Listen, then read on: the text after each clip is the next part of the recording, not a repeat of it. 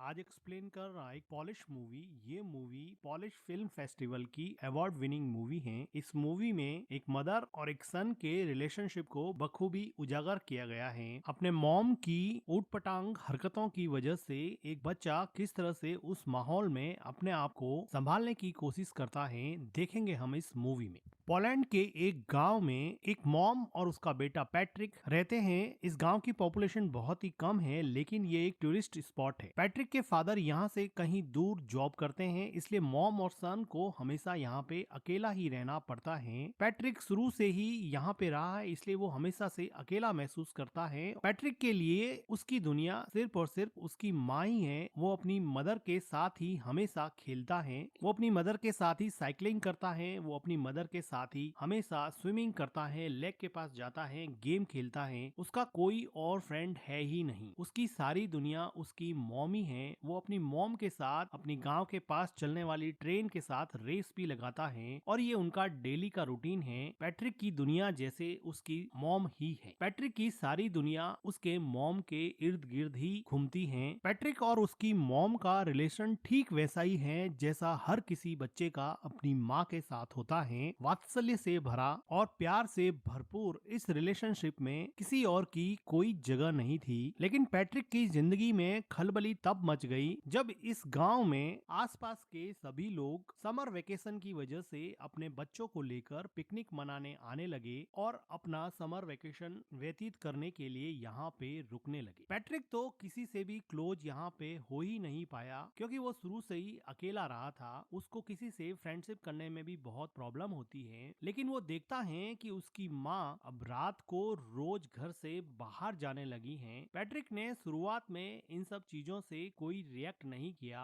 Patrick की mom को रोज शाम को एक कॉल आता और वो पैट्रिक को घर में अकेला छोड़ के ही चली जाती। पैट्रिक काफी देर तक इंतजार करता। कभी उसकी मॉम रात को घर लौटती नहीं थी और कभी देर रात को लौटती थी। वो थोड़ा सा टाइम पैट्रिक के साथ स्पेंड करती थी, लेकिन पैट्रिक को कल का बहाना देकर कि कल मैं तुम्हारे साथ पूरा दिन व्यतीत करूंगी, और पैट्रिक को अकेला छोड़ देती थी। धीरे धीरे पैट्रिक अकेलेपन की वजह से एंजाइटी और डिप्रेशन का शिकार होने लगा। वो अपने अकेलेपन से कोप अप नहीं कर पा रहा था, क्योंकि उसके कोई फ्रेंड भी नहीं थे। अगले दिन वो देखता है कि उसके पड़ोस में कोई नई लड़की आई है, जो शायद अपना समर वेकेशन यहाँ बिताने के लिए पास में रहने लगी है। पैट्रिक उस लड़की से दोस्ती करने की कोशिश करता है, लेकिन टिपिकल टीनेजर की तरह वो लड़की उसको कोई रेस्पॉन्स नहीं देती है। अगले दिन पैट्रिक की मॉम जब फिर से घर के बाहर जाने लगती हैं, तो पैट्रिक को बहुत बुरा लगता है और वो अपनी मॉम के ड्रेस पर जूस से भरा ग्लास गिरा देता है, जिसकी वजह से उसकी मॉम उस पर बहुत चिल्लाती है और उसको डांटने लगती है। वो उसके मन की हालत नहीं समझ पा रही थी कि वो अंदर से कितना अकेला फील कर रहा है, लेकिन जैसे उसको कोई फर्क ही नहीं पड़ता, वो अपनी ड्रेस चेंज करके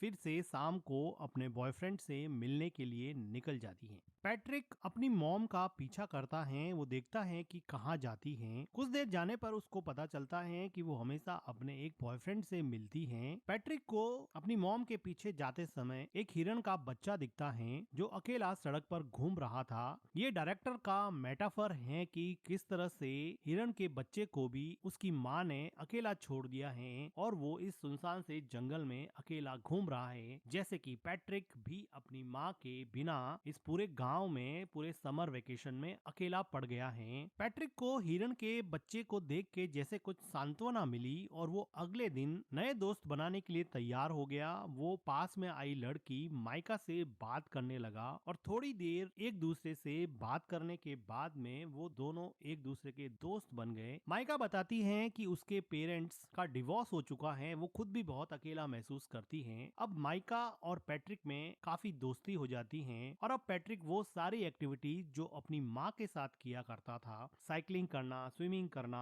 और लेक के पास बैठ के टाइम स्पेंड करना, ये सारी चीजें अब वो माइका के साथ करने लगा। उसको माइका के साथ अब मजा आने लगा और अब वो अपने लोनलीनेस को और एंजाइटी को थोड़ा कम कर सकता है और अपना पेन माइका के साथ शेयर कर सकता है। उसको अभी अपने मॉम की कमी कम खलने लगी थी। अगले दिन पैट्रिक के घर पे वो लेडी आती है जिसके हस्बैंड के साथ पैट्रिक पैट्रिक की मॉम का अफेयर चल रहा होता है। वो पैट्रिक को तो कुछ कह नहीं पाती हैं और उसकी मॉम उसके घर पे नहीं होती है, तो अकेली बैठ के वो बहुत रोती है। पैट्रिक एक वेल बिहेव बॉय की तरह उसको कुछ खाने को देता है। उसी शाम को पैट्रिक के डैड का कॉल आता है और पैट्रिक की मॉम उसके डैड से बात करते हैं। तो पैट्रिक की मॉम पैट्रिक को कहती हैं कि तुम अपने डैड को मेरे अफेयर के बारे में कुछ नहीं बताओगे, मैं तुम्हें वार्न करती हूँ। वो उससे कसम लेती है कि तुम अपने डैड को मेरे अफेयर के बारे में कुछ नहीं बताओगे। पैट्रिक कसम देता है कि मैं अपने डैड को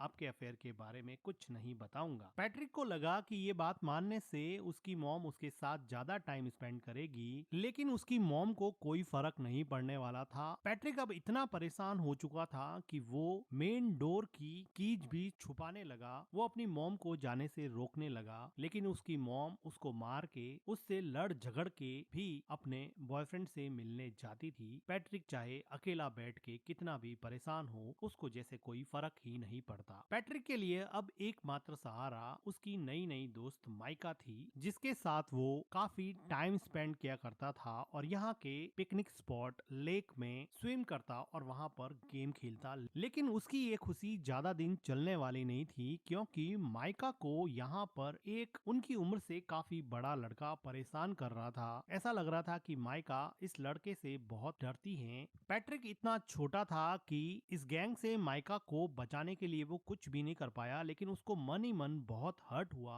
क्योंकि वो लड़का माइका को वार्न कर रहा था कि तुम इस लड़के से नहीं मिलोगी, तुम सिर्फ मेरे से ही मिलोगी। उसी रात को पैट्रिक अपनी मॉम का जब पीछा कर रहा था, तो वो देखता है कि माइका और वो बड़ा लड़का एक दूसरे के साथ काफी टाइम स्पेंड कर रहे हैं, जिसको देखकर पैट्रिक को लगा कि अब उसकी जिंदगी वापस से अकेलेपन का शिकार होने वाली है। वो काफी मायूस हो जाता है। वो घर पर भी काफी टाइम तक अपनी मॉम का वेट करता। जब देर रात उसकी मॉम घर पे आती तो पैट्रिक उससे अपना टाइम मांगता, लेकिन वो थक हार के सो जाती और पैट्रिक उसकी मॉम के आने के बाद में भी अकेलेपन का ही शिकार रहता। अगले दिन सुबह पैट्रिक को माइका मिलती है और वो माइका को पूछता है कि क्या उस लड़के ने तुम्हारे साथ कोई जबरदस्ती की थी। तो माइका जैसे डर गई हो और वो डर के मारे वहाँ से भाग के घर में चली जाती हैं। पैट्रिक उसको जाके पूछता है कि हुआ क्या, मुझे ये तो बताओ। वो बिना कुछ बोले ही रोने लग जाती हैं। पैट्रिक को ऐसा लगता है कि उसके साथ जबरदस्ती की गई है। वो दौड़ के जाता है और उन लड़कों के ग्रुप में उस लड़के पे अटैक करता है, लेकिन एक छोटा बच्चा उससे कैसे लड़ेगा और वो बड़ा लड़का पैट्रिक को ओवर पावर कर देता है और पैट्रिक यहाँ पे कुछ नहीं कर पाता। थोड़ी देर बाद में माइका वापस पैट्रिक के पास आती हैं और उसको समझाने की कोशिश करती हैं कि हम दोनों अच्छे दोस्त बन सकते हैं, तुम इतना हर्ट क्यों हो गए हो। लेकिन पैट्रिक को डीप डाउन कहीं पे हर्ट हो गया था। वो वापस से माइका से बात ही नहीं करना चाहता था, क्योंकि वो ऑलरेडी अपनी मॉम से बहुत ज्यादा हर्ट था और जब माइका ने भी उसे हर्ट किया तो वो इमोशनली वायलेंट हो गया और वो अपने इमोशन को कंट्रोल नहीं कर पा रहा था। अपने गुस्से को, अपने फ्रस्ट्रेशन को माइका के ऊपर निकाल दिया और माइका को उल्टा सीधा बोला, जिसकी वजह से अब माइका को वापस हर्ट हुआ और अब माइका वहाँ से चली जाती है। पैट्रिक को बिल्कुल समझ में नहीं आ रहा था, क्योंकि वो छोटा सा बच्चा था, उसको समझ नहीं आ रहा था कि इन सब सिचुएशन से कैसे निकले। उसकी मॉम उसको बिल्कुल भी सपोर्ट नहीं करती थी, ना उसको गाइड करती थी। उसके आसपास कोई भी पेरेंटल गाइडेंस नहीं होने की वजह से वो अपनी ही दुनिया में जो उसको समझ में आता वो करता जाता और उसके अंदर अनस्पोकन इमोशंस का एक ऐसा गुब्बार बना, जिसकी वजह से वो बुरी तरह से फ्रस्ट्रेट हो गया। उसी रात को पैट्रिक की माँ घर पे रोती हुई आती हैं। ऐसा लग रहा था कि उसके बॉयफ्रेंड के साथ उसका झगड़ा हुआ है या फिर ब्रेकअप हो गया है। पैट्रिक की मॉम काफी दिनों तक उदास रहती हैं, लेकिन पैट्रिक अपनी मॉम को अपने पास में देख के काफी खुश रहने लगा है। वो अपनी मॉम की काफी केयर करता है। एक रात अचानक उसके डैड वापस लौट आते हैं और दोनों के लिए बहुत सारे गिफ्ट लाते हैं। पैट्रिक को अब लगा कि अब उसका समर वेकेशन बहुत अच्छे से निकलेगा, क्योंकि उसके डैड ने उससे प्रॉमिस किया था कि मैं समर वेकेशन तुम्हारा साथ में बिताऊंगा। अभी एक अच्छी फैमिली की तरह खूब अच्छा टाइम स्पेंड करते हैं और पैट्रिक अपने मॉम और डैड को एक साथ देख के बहुत खुश होता है और उसका लोनलीनेस जैसे धीरे धीरे गायब होने लगा था। उसकी एंजाइटी कम होने लगी थी। तो एक रात पैट्रिक के डैड चेस खेलते हुए उससे पूछते हैं कि क्या तुम्हारी मॉम मेरे जाने के बाद में किसी से मिलती थी या रात को लेट आती थी। लेकिन पैट्रिक ने अपनी मॉम को प्रॉमिस किया था कि वो उसका राज किसी को नहीं बताएगा, इसलिए वो अपने डैड को अपनी मॉम के अफेयर के बारे में कुछ नहीं बताता है। लेकिन उसके डैड को इस बात पे डाउट हो जाता है क्योंकि पैट्रिक की मॉम का बिहेवियर काफी चेंज हो गया था। उसी टाइम पे पैट्रिक के घर पे माइका आती है और वो उससे बात करने के लिए कहती है। माइका के कहने पर पैट्रिक उसके साथ साइकिलिंग पे जाता है और लेक में स्विम करने के बाद में माइका उसको बताती है कि अब मेरा समर वेकेशन खत्म होने को है, मैं यहाँ से चली जाऊंगी। माइका को पैट्रिक को हर्ट करने पर काफी दुख लग रहा था, लेकिन पैट्रिक अब इसमें कुछ ज्यादा कर नहीं सकता क्योंकि अगर समर वेकेशन खत्म होगा तो माइका को जाना ही पड़ेगा। वो अपने घर पहुंचता है और वो देखता है कि सीढ़ियों पर वही लेडी जो थोड़े दिन पहले उसके घर आई थी वो सीढ़ियों से नीचे उतर रही है। वो अंदर जाके देख रहा है कि उसके डैड बाथरूम में बैठे बैठे रो रहे हैं। उसको समझ में आ जाता है कि उस लेडी ने उसकी मॉम के अफेयर के बारे में उसके डैड को बता दिया है, क्योंकि उस लेडी के हस्बैंड के साथ ही उसकी मॉम का अफेयर चल रहा था। तो इस बात से दुखी होके उसके डैड ने अब ये डिसाइड किया है कि अब वो यहाँ नहीं रहेंगे और वापस जॉब करने चले जाएंगे और शायद कभी वापस नहीं आएंगे। पैट्रिक की मॉम पैट्रिक के डैड को समझाने की कोशिश करती है, लेकिन जब आप रिश्तों की बुनियाद विश्वास को ही हिला देते हैं, ट्रस्ट को ही खत्म कर देते हैं, तो किसी भी इंसान को रोकना